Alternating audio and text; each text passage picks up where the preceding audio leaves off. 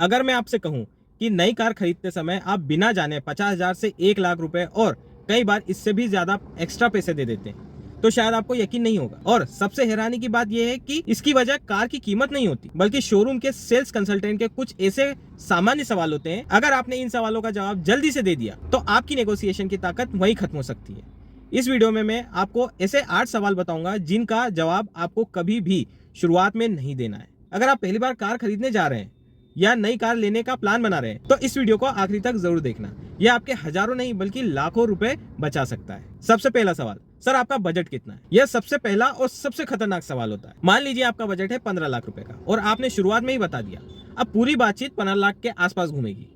हो सकता है वही कार आपको 14,20,000 रुपए में मिल सकती थी। अब पूरी कोशिश यही होगी कि आपको 15 लाख के अंदर डील दे दी जाए। नेगोशिएशन की भाषा में इसको एंकरिंग कहते हैं, यानी पहला नंबर बातचीत की पूरी दिशा डिसाइड कर देता है। इसकी जगह आप इतना कह सकते हैं, पहले आप इस वेरिएंट के बेस्ट ऑन रोड प्राइसिंग बताइए, फिर हम बजट की बात करेंगे। याद रखिए, आपका बजट आपकी जेब तय करती है लेकिन कार की कीमत मार्केट तय करती है। दूसरा, कैश खरीदेंगे या फाइनेंस करेंगे? बहुत से लोग गर्व से बोल देते हैं कि मैं तो पूरा कैश पेमेंट करूंगा, लेकिन यहाँ एक समझने वाली बात है, डीलरशिप कार बेचकर ही पैसा नहीं कमाते, उसे कार लोन से भी अच्छा कमीशन मिल जाता है। अगर उससे पहले ही पता चल गया कि आप कैश बायर हो तो सकता है कार पे मिलने वाला डिस्काउंट कम हो जाए। और अगर आपने पहले ही फाइनेंस बोल दिया तो कार का अच्छा डिस्काउंट दिखाकर आपको बाद में प्रोसेसिंग फीस, इंश्योरेंस या फिर दूसरे चार्ज में पैसे निकालने की कोशिश हो सकती है। सही तरीका क्या है? पहले कार की फाइनल कीमत तय कर लीजिए, उसके बाद फाइनेंस के ऑप्शन देखिए और सिर्फ शोरूम पर निर्भर मत रहिए। आपके बैंक और दूसरे बैंक का भी लोन कंपेयर कीजिए। तीसरा सवाल, आपको ईएमआई कितनी रखनी है? यह सवाल सुनने में बहुत आसान लगता है लेकिन यही सबसे ज्यादा लोग फंस जाते हैं। मान लीजिए आपने कहा 25,000 रुपए ईएमआई ठीक है। अब कोशिश कार सस्ती करने की नहीं होगी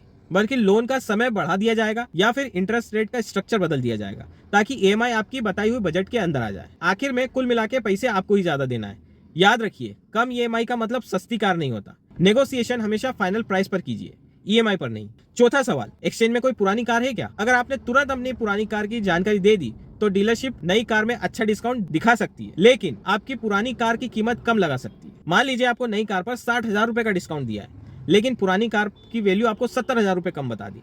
आखिर में नुकसान आपका ही होगा। इसीलिए पहले नई कार की कीमत फाइनल कीजिए, उसके बाद पुरानी कार का वैल्यू अलग अलग जगह पे चेक कराइए। आजकल तो बहुत सारे प्लेटफॉर्म है जहां पर आप अपनी गाड़ी की वैल्यू चेक करा सकते हो। पांचवा सवाल, आपको कार कब तक खरीदनी है, कब तक का प्लान कर? अगर आपने बोल दिया कि मैं आज ही बुक कर दूंगा या इसी हफ्ते लेनी है तो सामने वाले को समझ आ जाएगा कि आपको जल्दी है और जहां जल्दी होती है वहां नेगोशिएशन कमजोर हो जाती है। इसकी जगह आप बोल सकते हो, मैं अभी कुछ डीलरशिप और ऑप्शन कंपेयर कर रहा हूं, जहां सबसे ज्यादा अच्छी डील मिलेगी मैं वहीं से खरीदूंगा। इससे सामने वाले को ये लगेगा कि आपको एक बेहतर ऑप्शन देना पड़ेगा। छठा क्वेश्चन, कौन सा कलर चाहिए? अगर आपने शुरुआत में बोल दिया कि मुझे सिर्फ व्हाइट चाहिए या फिर मुझे सिर्फ ब्लू चाहिए तो अब आपकी बार्गेनिंग पावर कम हो सकती है क्योंकि डीलर जानता है कि आपकी पसंद क्या है, आपने तय कर चुके हो। इसलिए शुरुआत में कहिए 2-3 कलर पसंद है, पहले प्राइस फाइनल करते हैं फिर कलर डिसाइड करेंगे। पहले अच्छी डील फिर पसंद का कलर। सातवां क्वेश्चन, आप क्या करते हैं, जॉब या फिर बिजनेस? कई बार यह सवाल कॉर्पोरेट डिस्काउंट के लिए पूछा जाता है। अगर आपको कॉर्पोरेट डिस्काउंट मिलता है तो जरूर लीजिए, लेकिन अगर उस सवाल का आपकी डील से कोई लेना देना नहीं है तो बातचीत को वापस से कीमत पर लेकर के आइए।